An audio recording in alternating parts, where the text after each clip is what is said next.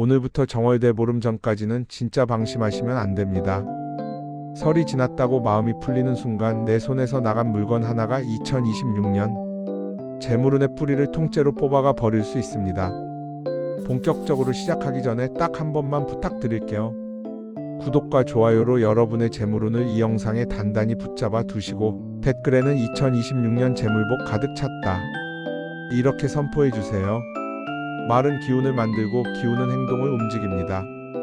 이제 중요한 이야기를 하겠습니다. 설 연휴 끝나고 집안을 한번 둘러보면 어떠신가요? 냉장고에는 명절 음식이 남아있고 거실 한쪽에는 포장지와 선물 세트가 정리되지 않은 채 쌓여있을 가능성이 큽니다. 이때 우리 중장년층 분들이 가장 많이 하는 생각이 있죠. 이거 우리 집엔 많으니까 이웃한테 좀 나눠줄까? 애들 올 때 이거 들려보낼까? 맞습니다. 평생 나눔은 미덕이라고 배우며 살아오셨으니까요. 그런데요, 여러분, 솔직하게 한 번만 돌아보세요. 그렇게 챙겨주고 퍼주고 나서 문을 닫는 순간 가슴 한쪽이 허전해진 적 없으신가요?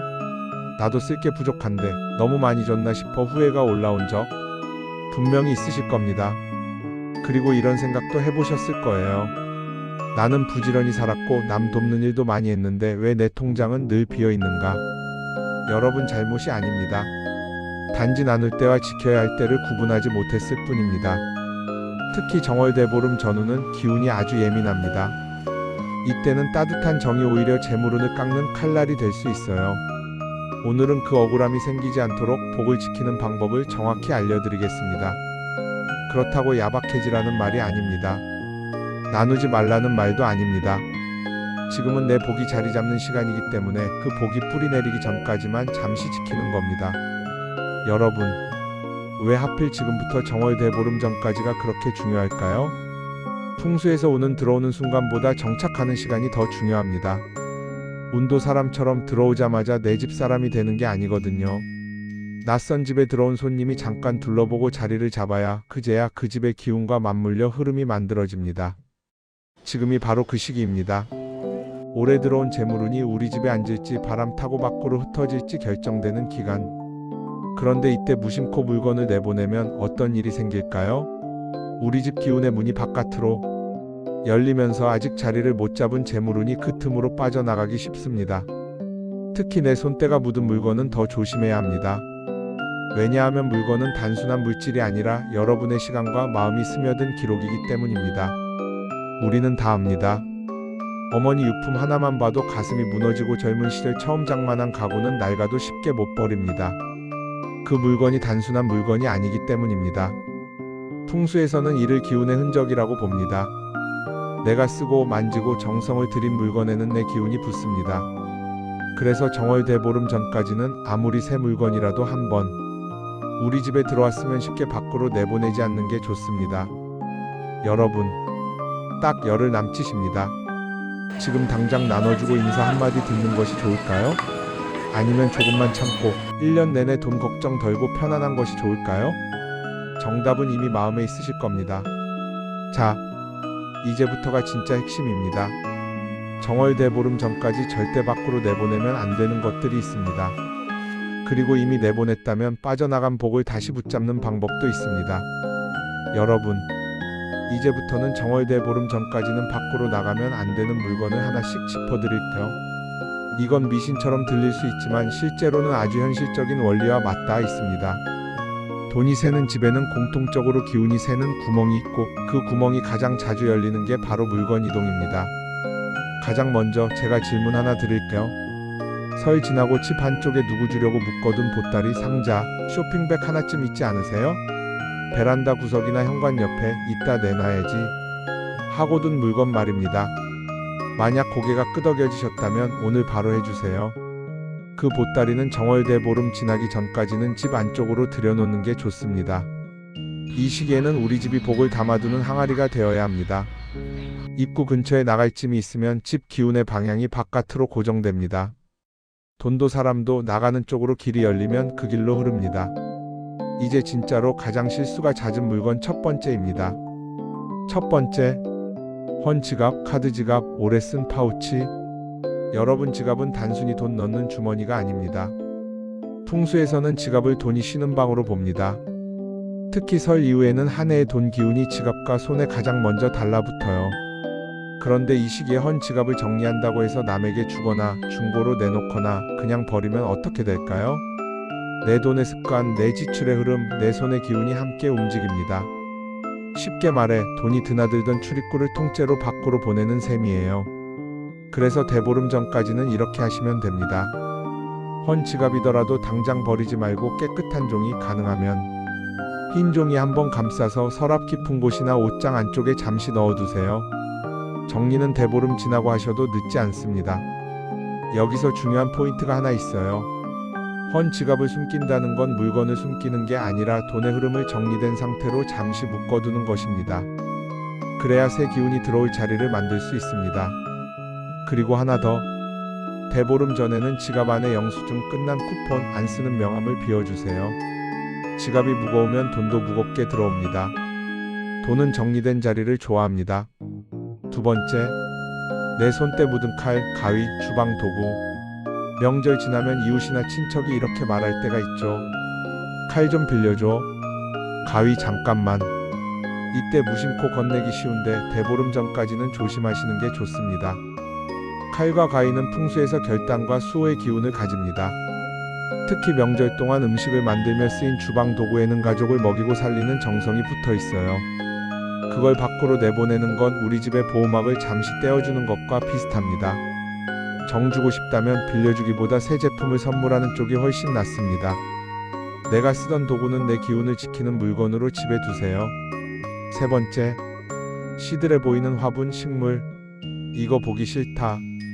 그래서 대보름 전에 식물을 내보내거나 남에게 주는 분들이 꽤 많습니다. 하지만 식물은 집안의 생기를 잡는 안테나예요. 기운이 약해질 때 먼저 반응하는 것도 식물이고 집안 공기, 습도, 사람의 감정 흐름도 먼저 받아요. 대보름 전은 특히 새 기운이 자리 잡는 시기라서 식물의 역할이 더 커집니다. 시들었다면 버리거나 내보내기 전에 잎을 정리하고 화분 주변 먼지를 닦고 물 주는 루틴을 다시 잡아주세요. 이 작은 손질이 우리 집은 다시 살린다 는 선언이 됩니다. 오늘 말씀드린 결론은 딱 하나입니다. 대보름 전에는 내 물건을 밖으로 가볍게 내보내지 마세요. 특히 지갑, 칼과 가위, 화분. 이 세 가지는 돈의 길, 집의 보호, 집의 생기를 동시에 잡는 핵심입니다. 그런데 이런 분들도 계실 거예요. 이미 줘버렸는데요. 이미 버렸는데요. 괜찮습니다. 여러분, 혹시 이렇게 생각하고 계시진 않으세요? 어제 조카한테 지갑 줬는데요. 헌옷 수거함에 이미 넣었어요. 화분도 하나 정리했는데 늦은 거 아닌가요? 아닙니다. 풍수는 한 번의 실수로 모든 게 끝나는 구조가 아닙니다. 기운은 흐르고 흐름은 다시 돌릴 수 있습니다. 중요한 건 지금부터 어떻게 메우느냐입니다. 물건이 나갔다는 건 단순히 공간이 비었다는 뜻이 아닙니다. 우리 집 기운에 작은 틈이 생겼다는 뜻입니다. 그 틈을 그냥 두면 돈이 빠져나가는 길이 되고 바로 메우면 더 큰 복이 들어올 자리가 됩니다. 지금부터 그 틈을 메우는 방법을 알려드릴게요. 첫 번째, 나간 자리는 반드시 정리로 봉합하세요. 물건이 놓여있던 자리, 그 자리가 지금 비어있지 않습니까? 그 자리를 그대로 두면 집안 전체의 기운이 빠져나간 상태로 고정됩니다. 지금 바로 하실 일은 간단합니다. 그 자리를 깨끗이 닦으세요. 물걸레로 한번 정성껏 닦아내고 마른 천으로 마무리해주세요. 그리고 그 위에 새 물건을 올려두는 것이 좋습니다. 예를 들어 지갑을 줬다면 지금 쓰는 지갑을 꺼내 돈을 가지런히 정리해 넣으세요. 쌀을 퍼줬다면 쌀통을 반 이상 채워두세요. 핵심은 이것입니다. 우리 집은 비어있지 않다 는 선언입니다. 풍수에서 가장 무서운 건 방치입니다.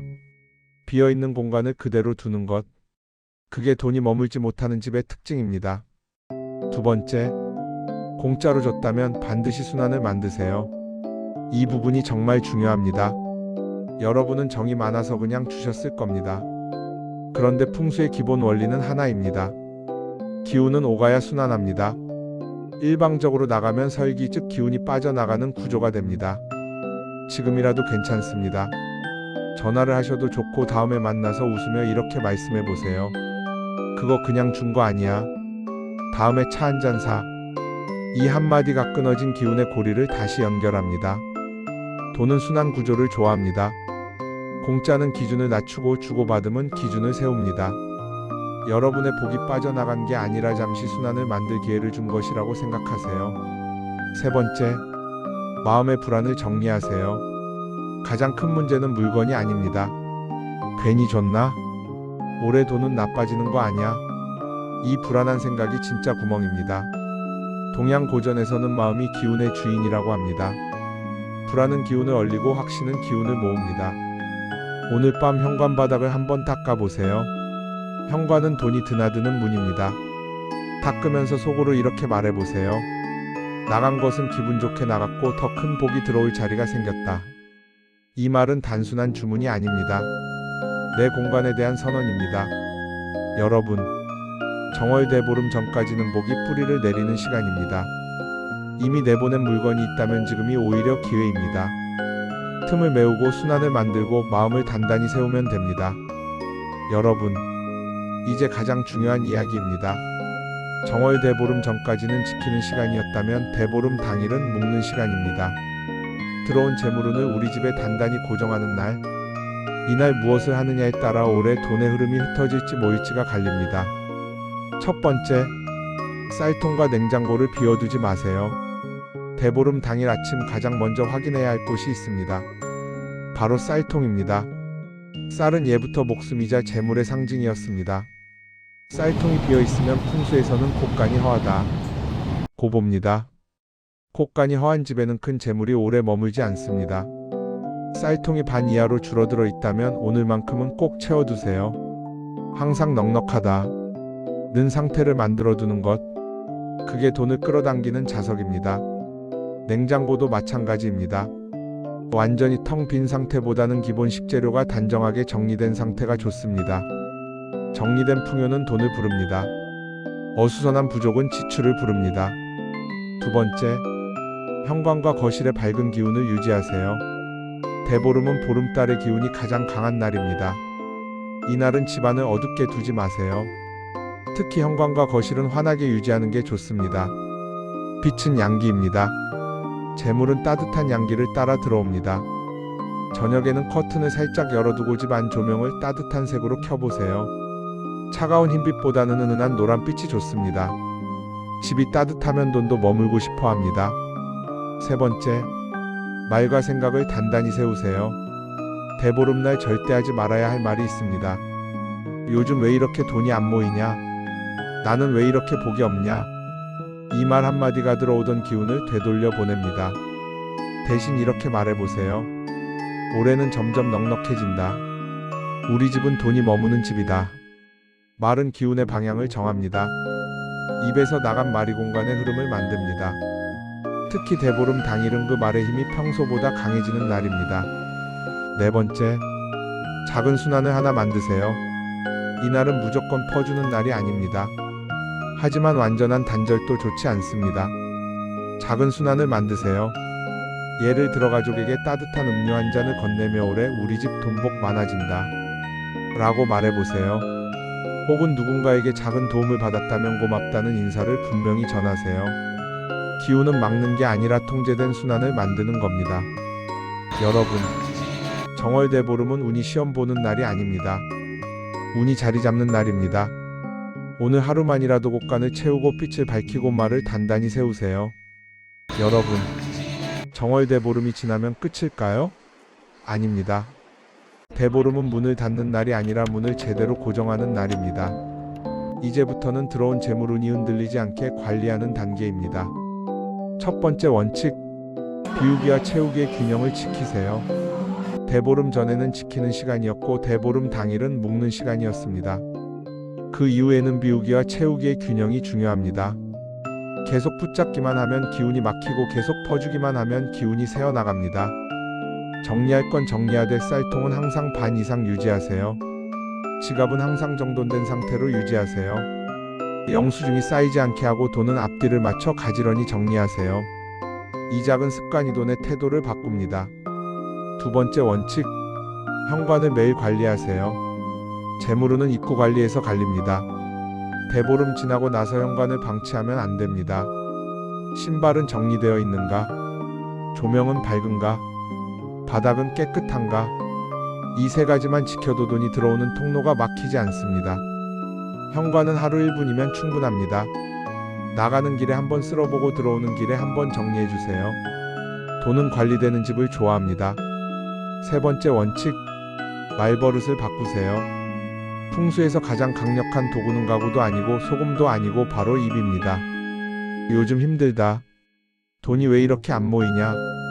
이 말이 습관이 되면 기운이 굳습니다. 대신 이렇게 바꿔보세요. 점점 좋아진다. 올해는 다르다. 우리 집은 넉넉하다. 이 말이 반복되면 행동이 바뀌고 행동이 바뀌면 통장이 바뀝니다. 마지막으로 꼭 기억하세요. 정월대보름은 복을 빌기만 하는 날이 아닙니다. 복을 관리하겠다고 결심하는 날입니다. 이미 나간 것은 미련 두지 마세요. 채울 것은 채우고 정리할 것은 정리하고 말은 단단히 세우세요. 여러분은 이미 복을 지킬 줄 아는 사람이 되셨습니다. 올해 2026년 재물운이 흩어지지 않고 여러분의 곳간에 차곡차곡 쌓이길 바랍니다. 그리고 오늘 이 결심을 마음에 새기셨다면 속으로 한 번만 말해보세요. 올해는 내가 복을 붙잡는다.